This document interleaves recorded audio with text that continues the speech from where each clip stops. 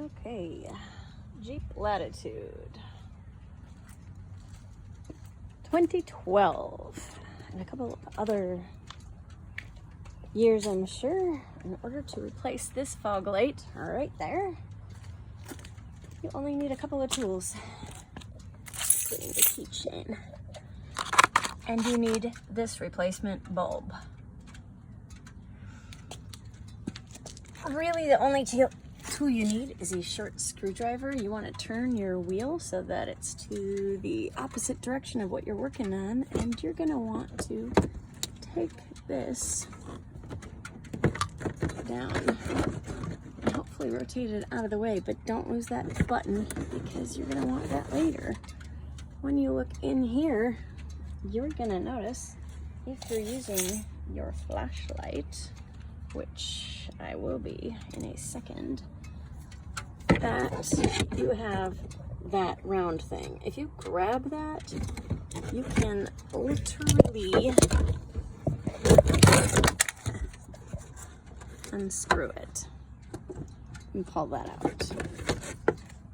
So, with that removed, you're gonna expose that, which I actually already took out.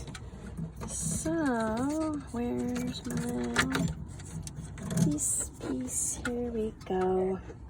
So, all we're gonna do is connect it up to that. There's some little clips that you're gonna have taken off right to there.